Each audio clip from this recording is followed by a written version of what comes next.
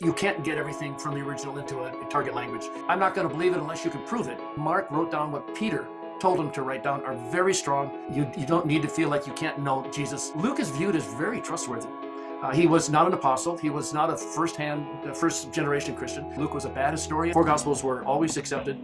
Matthew, Mark, and Luke and John's names were always attached to these four Gospels. No other names were ever attached to these Gospels. Jews believed that God's Spirit stopped speaking after Malachi. Catholic Church said the Apocrypha is part of the Bible. So they had never stated officially that it was part of the Bible. So if you're going to include the Apocrypha, you have a flat-out theological contradiction that cannot be resolved. And there is zero evidence that Jesus ever got outside of Israel. Welcome to Biblical Dhiman, and today our guest is Dr. Bill Mounce, who is a founder and CEO of biblicaltraining.org. He was a professor of New Testament and director of the Greek language program at Gordon-Conwell Theological Seminary. He was the New Testament chair of the English Standard Version Crossway. And as an author, he has written many books, including Why I Trust the Bible, the Pastoral Epistles, the Basics of Biblical Greek, textbook and workbook, etc. It's a joy to have you here, sir. It's good to be here. Thank you. Let's begin with your story. Tell us about that. How did you come to know Jesus Christ, and how you chose the theological background or profession? Well, I was raised in a Christian family, so it's Christ has always been a part of my life. I can still remember when I was 7 years old, my mom reading me Bible stories at night and sat in my bed and said, "So Billy, do you want to become a Christian?" I mean, sure, as much as a 7-year-old knows. And it's been pretty much a steady growth. I mean, I have a great family and kind of more of an academic family. So we were always talking about the Bible, about Jesus, and asking and answering questions and things like that. So I had it pretty easy growing up. No persecution and things like that. I was a photography major in college, and I knew I wasn't going to spend my life taking pictures as much as I love it, but a week and a half into my New Testament survey class, I just fell in love with it. And I knew that if I committed it to biblical study, I'd be in school for another 10 years, and I was. That's when I decided just to go into biblical studies full force. And I've been doing it ever since. So your mother sparked that godly wisdom that you should become a Christian. So you made a decision, and that's how your family has a good academic background, and you came to Christ, and that's how you persuaded your call to be a theologian and Yes. a New Testament scholar. That's Yeah. great. So could you just tell us about, since your expertise in biblical Greek, so does learning biblical languages such as Hebrew or Greek make a difference in understanding the Bible? Yeah, I always want to emphasize when people ask me this question is that we have really good translations, and you don't need to feel like you can't know Jesus. And as long as you read multiple translations, you're very safe. I recommend people pick an ESV or an NIV, and then New Living NLT, and New Living Translation. They're different in their philosophy, but if you read a passage in each of those Bibles, you can get a really good understanding of what the text says. Having said that, you live in a bilingual culture, and so you understand this. It's just you can't get everything from the original into a target language, and just information is lost. I just wrote a blog. It just kind of surprised me. Paul in Romans 16 was going through and saying hello to all his friends in Rome, and there were two names there, and I never noticed that they were feminine in gender. And the NIV says, "To my fellow women workers," and he names them. I go, "Oh, okay, these are two ladies. I never knew that, as much as I've seen Romans 16.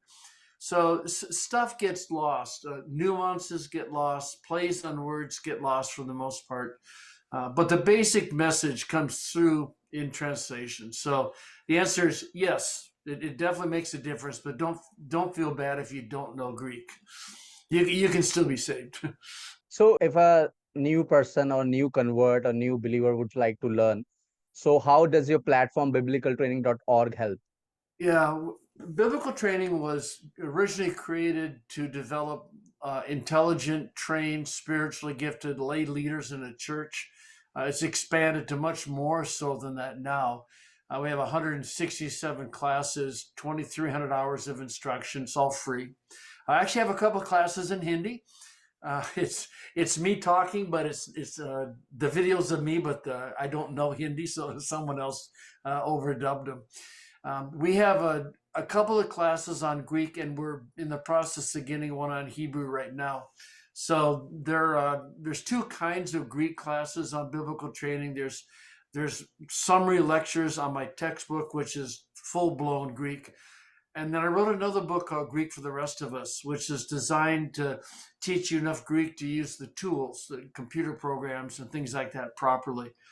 And there's a pretty full class on that approach as well. So that we have some classes on Greek coming on Hebrew. But the bulk of biblical training is designed to encourage people to grow spiritually by knowing Jesus better. And so it's just a very, very wide range of classes on the site. That's fantastic to hear. If anyone would like to learn biblical Greek, can find the link in the description. You can also visit to biblicaltraining.org. So, sir, while making a case against the New Testament, the skeptics highlight that Mark and Luke were not direct disciples of Jesus. Yeah. So how can we trust their account? So how do you respond to such questions? First of all, how can you trust anyone's account? I mean, if you approach life saying, well, I'm not going to believe it unless you can prove it, you can't prove anything. Not really. This podcast could be an illusion. This could not be real. I could be AI, some sort of deep fake. The question is how much, if you are 51% convinced, is that proof? If you're 75% convinced, is that proof? At what point, where do you put the proof line? And if you put the proof line at 100%, you can't prove anything. So it's really important to understand that. Having said that, the traditions that Mark wrote down what Peter told him to write down are very strong. They're very old in terms of they're very, very close to the time of the Gospels. And I don't know really of anyone that seriously objects to the idea that Mark wrote Peter's memoirs down. I mean, that's what the early church fathers taught.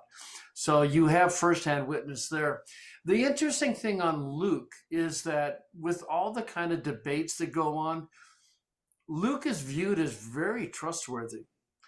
He was not an apostle. He was not a first generation Christian, but he was a very good friend of Paul's, and he was a very good researcher. That's what he says at the beginning. I am writing these things so that you, Theophilus, can know with certainty the things you have been taught. And it's kind of interesting to look at the stories that Luke has that Matthew and Mark and John don't have. For example, the whole business with Mary at the very beginning, the angel coming and visiting her and what the angel said to her. And you go, well, how did you figure that out? You go, well, obviously, he talked to Mary. And in fact, the Greek really feels, Mary would have spoken Aramaic as her mother language, as her natural language. And the Aramaisms in the first couple of chapters of Luke are very strong.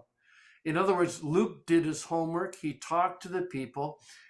It was important to him to get it right historically. And as you look at the debates on the church about the writing of the Gospels, Luke comes through relatively unscathed. I mean, people tend just to accept what he says. Yeah, so Mark was the close companion to Peter. So whatever the Peter told to Mark, that has been written down. Is that? Yeah. Yeah, it was around 63 AD. Peter was in Rome, and it's generally believed that's where he sat down with Mark and they wrote all these things up.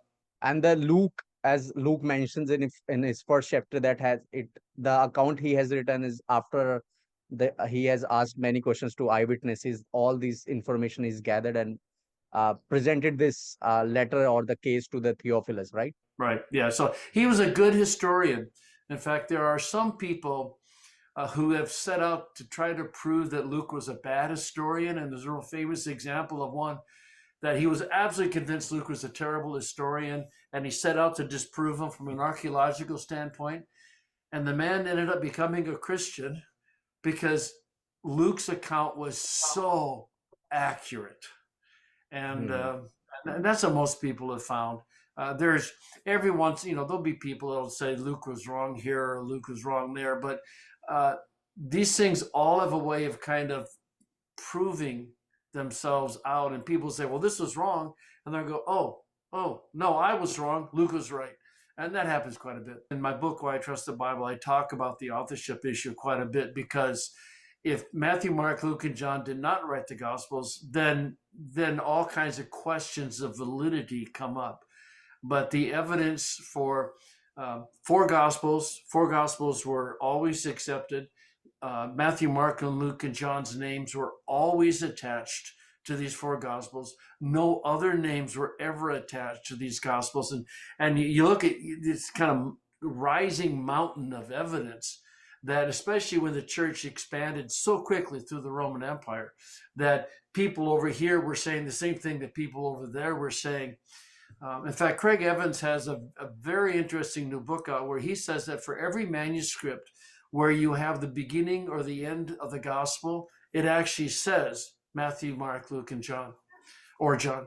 And so there's hard evidence now, but the unanimous witness of the early church was that the four gospels were written by Matthew, Mark, Luke, and John, and they were all in a position to know the truth. Absolutely. So all the authors have their names written on their gospels, right? Yeah, a lot of the manuscripts we have are fragmentary, so we don't have the beginning and the ending. But for Hmm. those that we do have, they actually have the names written on them. People talk about the Gospels being anonymous because the name is not actually in the text. But Craig's argument is that when you have manuscripts that have the beginning or the end of the Gospel, it always says the author's name. Okay. But really, the fact that no other name was ever attached to any of those four Gospels, considering how fast the gospel, the message of Christ expanded, um, that's really strong evidence that they were written by those four people, all of whom were in a position to know the truth about Jesus. Hmm. That's great. That's really fascinating that uh, all gospel writers are the actual writers, Matthew, Mark, Luke, and John. So moving Yeah. forward, what is Apocrypha and why Apocrypha is not included in the Protestant Bible? Yeah, the word just means hidden, and there's a New Testament and an Old Testament Apocrypha. I'm assuming you're asking about the Old Testament Apocrypha. These are about 17 books that were written after the time of Malachi, and Jews believed that God's Spirit stopped speaking after Malachi. So you have these books coming up. They're not written for the most part in Hebrew, they're written for the most part in Greek, and they were never accepted by Judaism. They are Old Testament books like Enoch. It's about Old Testament characters, Old Testament times, and some of them, like First and Second Maccabees, are our primary source of history of the 150 years before Christ. So it's not that they're bad, but it's that they're obviously not written in the same way that the Old Testament was written, and so the Jews never accepted it. When the Old Testament was translated into Greek, the Septuagint, they were included. And so the church has always known about these books, but the basic position is that you can read them, but you cannot base theology on them. You know, the stories of Tobit and Bell and the Dragon and Susanna, I mean, they're interesting stories. They're inspiring stories, some of them. But they were always viewed as secondary. And when Jerome came to do the Latin Vulgate, which was kind of like the King James in Latin for 1,000 years, he did not want to include it, but because of political pressure, he had to. And what happened then when you get up to the time of the Reformation, they still were in the Bible because they were in the Vulgate, the Latin, viewed as secondary. And Luther comes along, and some of the Catholic doctrines find their basis, or at least they claim their basis, is in some of these apocryphal books, praying for the dead, indulgences, some of these doctrines that Luther really did not like. And he had a theological issue with him. Um, and there was a real rise in interest in Greek and Hebrew in the Reformation and the Renaissance as well. And because they weren't written in Hebrew, they were naturally suspect. And so what Luther did was that these books have been interspersed throughout the Old Testament. He pulled them all and made a separate section. So it was the Hebrew Bible, there was the Apocrypha, and there was the New Testament. And then within about 100 years, publishers weren't even publishing the Apocrypha anymore because they obviously were secondary. And it was I think it was 1527, the Council of Trent was the only time that there was a council dealing with the issue of the Apocrypha. And at the Council of Trent, the Catholic Church said the Apocrypha is part of the Bible. So they had never stated officially that it was part of the Bible. But in reaction to the Reformation, in reaction to Luther, in reaction to him dropping them out, in essence, they declared them to be part of the canon. So that's why the Catholic Bible has about 17, I think it is, books that aren't in the Protestant canon. Oh, wow. That's very interesting to know that Jewish people don't consider Apocrypha. They say that God did not speak in the intertestamental period, like 400 years, right? But Catholics have included those books as a part of their New Testament canon, Yeah, I'd say Old Testament canon. Old I Testament. get the important thing there is that they never said it officially until they were reacting against Luther. So there never was a formal statement, hey, these are in the Bible. They were always suspect. They were always viewed as secondary until the council. So we can say that out of envy or of jealousy, they included those Apocrypha. Yeah, and yeah, it was a reaction against Luther. Whatever the motivation was, they wanted to separate themselves from what Luther and Calvin and the other reformers were doing. And, they wanted a basis for indulgences, right? Because they were collecting indulgences. And yeah, but it So certainly looks like the decision wasn't made because they truly believed they were from God. It was a reaction against Luther. in addition, there is no theological basis, no doctrinal basis to the Apocrypha. No, and in fact, Paul says that sin had its origin with Adam. Ben Sirach says that sin had its origin from Eve. So if you're going to include the Apocrypha, you have a flat out theological contradiction that cannot be resolved. And so, I Hmm. mean, if you want to include the Apocrypha, you got a real problem with the a significant theological contradiction.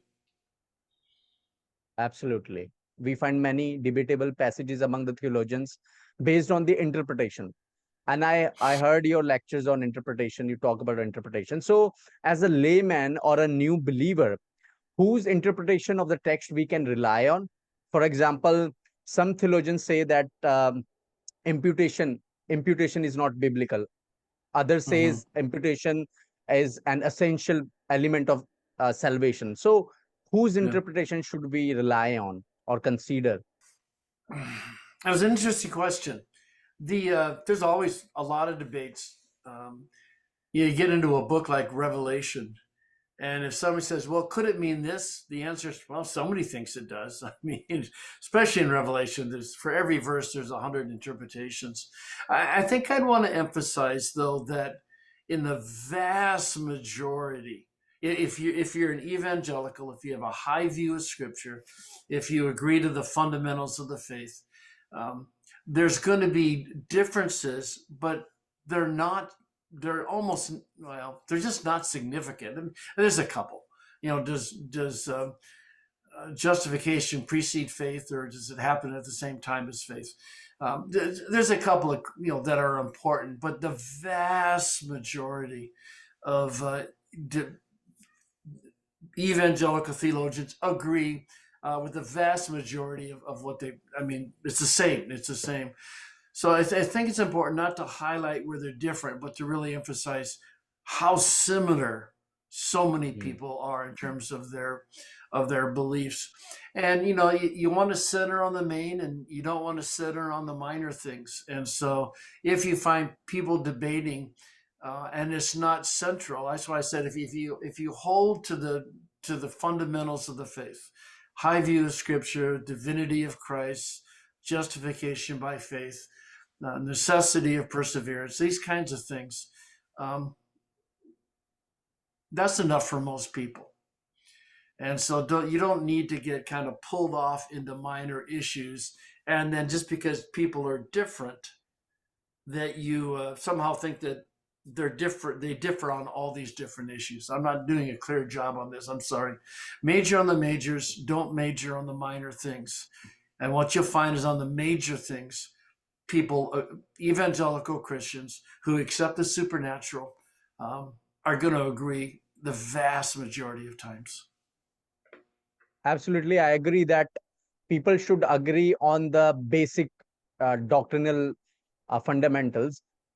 So Yeah. there could be, my opinion is that the difference in interpretation could be a language, like different translation uses different words that can lead to different interpretation. Is that right? Yeah, but you have to be pretty far into theology to do that. I mean, hilasterion, an example, as hilasterion, expiation or propitiation. Well, even in native English speakers, almost nobody knows what those two words mean. But the question is, what was the focus of the atonement? What was the main thing Jesus was doing on the cross? Was he dying for sins to appease God's anger against sin, propitiation? Or was he helping us understand that we can be forgiven, expiation? So, you get to some things like that. But again, if you're reading multiple translations, um, you're simply not gonna run into those things. You run into them if you're reading lots of different theologians. Um, I don't know if Wayne Grudem's systematic theology is in Hindi or not, but it is kind of the mainstay over here because it's so biblical. A lot of systematic theology books aren't very biblical. They don't cite verses, and Wayne's really does, and it's a really really good book, and you can read that, and he shows you different positions and kind of walks you through some of these minor issues. But anyway, so we're fortunate there are books as good as Wayne's. On biblical training, also, we have a 10-hour summary theology class by Bruce Ware, Ware, and we have a 2-semester systematic class by Bruce. And so your readers, watchers can go to there to really get a good overview of what we believe as Christians. Absolutely, I think that is a good answer. What is sin? Usually people, the Greek word for sin and the Bible uses three different meanings like sin, transgressions, and iniquities. Yeah. So I'm just curious to know what actually sin is. The standard definition for sin has always been to miss the mark. Yes, So Jesus Jesus created the tree of knowledge of good and evil in the garden. And I think what's going on in that early chapters of Genesis is that Jesus says, I am showing you what is right and what is wrong. And what is right is what's in conformity to my character, and what is sin is what is contrary to my character. So I'm a loving and gracious God. So being loving and gracious are good things. Being hateful and ungracious is sin because it's not in conformity with God's character. That's the standard definition, and I like it. Um, I start to emphasize, I've started to emphasize lately, though, that another way to look at sin is what breaks the relationship. And I like using relational concepts to define sin and other things. When I think about to Robin, my wife, that there are rules to our relationship, faithfulness, and if I were unfaithful to Robin, I would have broken the rule of our covenant relationship in marriage, and that would be sin. But it's kind of people. It's easier for people to understand sin not as a list of do's and don'ts, but it's how do you have a healthy relationship? And when you break the healthy relationship, that's sin. So I think using relationships is helpful to explain it, but most basically, sin is what is contrary to the character and activity of God. absolutely. So in a nutshell, anything that is against God's will and God's character is a sin. So moving on to the next question, and this is the most asked question, is why Oh, Jesus's missing ears are not mentioned in the Bible. really? That's one of the most odd questions. How that's interesting. Um, Because in India, I keep hearing such question that when Jesus was missing, he came to India to be enlightened, and he went back. So oh, he learned all yeah. Hindu philosophies and all Hindu knowledge, and he just applied to Jewish people. That's what the I don't know. That's what the myth is all around. All right, all right. Well, his Hindi teachers did a very poor job of teaching him then, because what Jesus taught is not Hindu doctrine.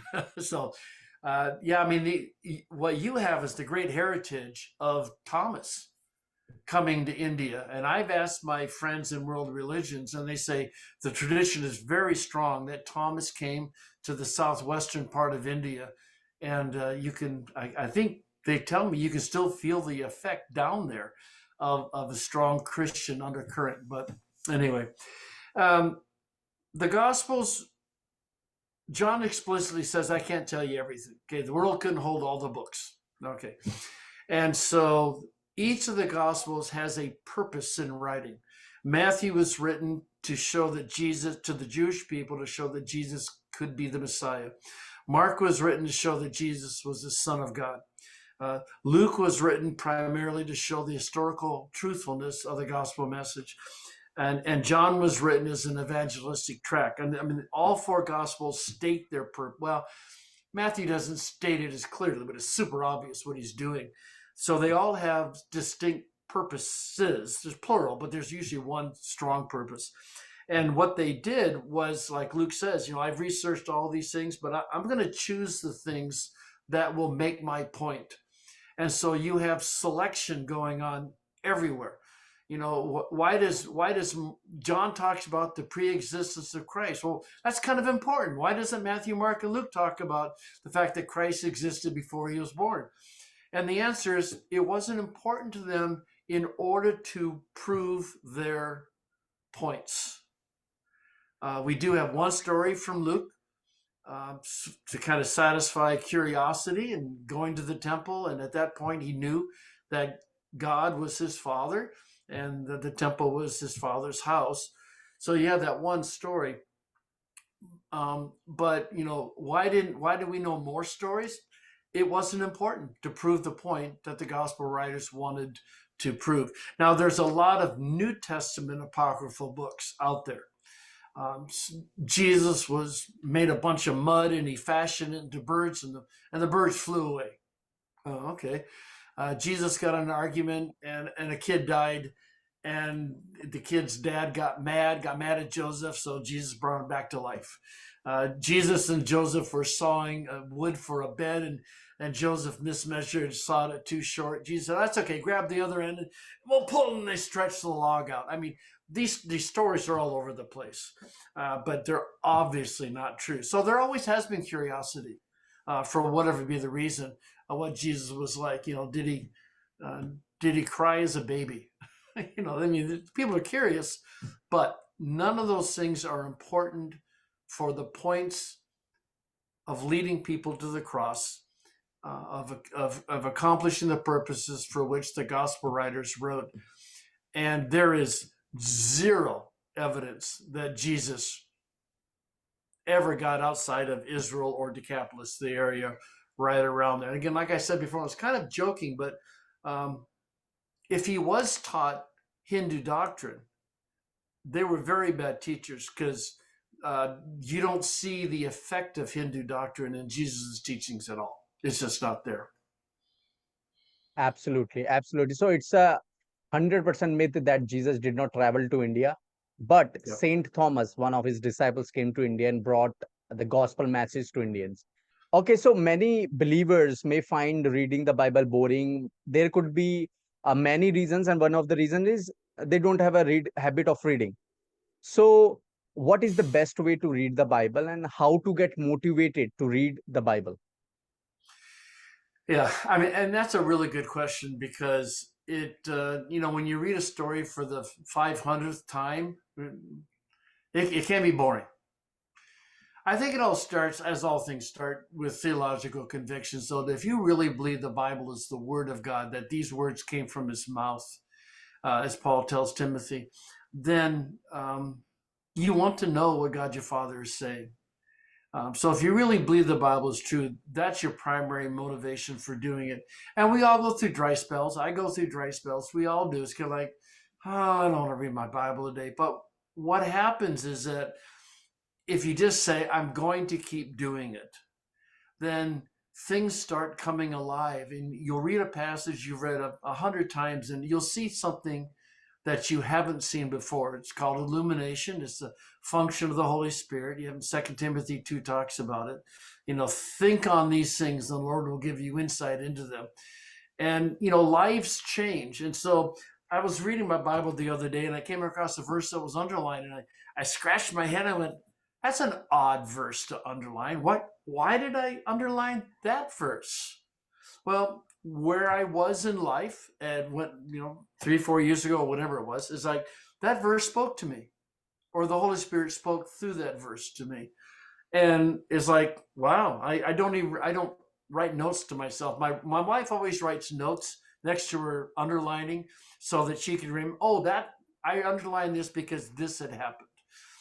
And so life just changes, and verses that didn't mean anything to you before can really start meaning something to you now. And so the general advice is you need to keep doing it and pray that the Lord will give you insight into its meaning or give you insight into its application. I'm working on a new class on biblical training on Bible study. And I came up with a sheet. I just said, okay, for every verse that I'm going to read, every passage, I'm going to ask what it meant historically. Then I'm going to ask what it means today. Are there cultural things? Do I, render unto Caesar the things that are Caesar? Well, Caesar's not around now, so, pay your taxes kind of stuff. So you reapplied the truths. And then what did you learn about God, yourself, and others? And you make sure you have to fill out one of those categories. And then the final category is what one practical thing am I going to do differently this week? I learned this from my son. That's how he does his Bible study. And it's real interesting. I remember reading a passage and I closed up my Bible. And, okay, I got to ask these questions. And just the discipline of going through those questions. And okay, I'm not just going to read it. I've got to look at it. I've got to think about it. I've got to give the Spirit time to talk to me. I have to be quiet and not fill my head with stuff. And just what did I learn? I learned something about God. I'd never seen this before. Okay, so what's that going to do? How's that going to change how I behave in a practical way? I am learning that kind of discipline really, really helps. So the answers are, it starts with your theology. Do you believe it's from God? Recognize that life, your situation is going to change. And what may have been boring for you before and like, well, there's nothing relevant in this passage, now, if you said that a year ago, now it might really be relevant. But then just the discipline of asking those questions, I think the text comes alive. My personal challenge in Bible study or Bible reading is that I'm constantly going, oh, hey, I wonder what the Greek says. And what happens actually, the Bible I use as an English and a Greek Bible. And I find myself flipping over to the Greek, and all of a sudden now I'm doing fourth year Greek stuff. And I go, no, stop it. Just let the text talk to me. And so that's my particular challenge, but everyone has challenges. Yeah, I think these are the best practices, as you mentioned, that the questions you ask, that the cultural background and how does it apply to me today. So I think these are the good practices. And one more thing, you said that the more you read, the more new things and new revelations you keep on getting, right? And Yeah. the youngsters, especially when I talk to youngsters, they tell me that they find difficult reading the names mentioned. Like in the Old Oh, Testament, there are very difficult names of the places and the people's name. That makes them to lose their interest because those names are not relevant for them today in today's time. Yeah, and that's actually a good point. I mean, I remember reading some books by a Russian author, Solzhenitsyn, and I had to write a dictionary in the back of names because they were so long and so different. I couldn't remember who was what. And then the way Solzhenitsyn writes is a character will come in and then he'll leave that chapter and you never hear from him again. I go, well, what? And so my list of names got very long. So I would say on that, just skip the names. You know, Abraham, Isaac, Jacob, David, Saul, Elijah, Elisha, Adam and Eve. Okay. I mean, those are the names you need to know. But Mephibosheth may be an interesting story, but it's not going to change your life. I don't think. Maybe it will.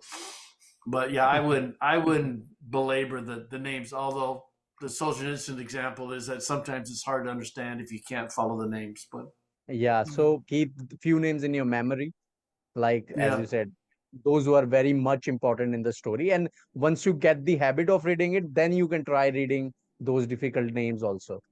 But just yeah, start with something small. yeah. Yeah, so thank you so much, sir, once again for being on the podcast. I'm very glad to. Thank you so much.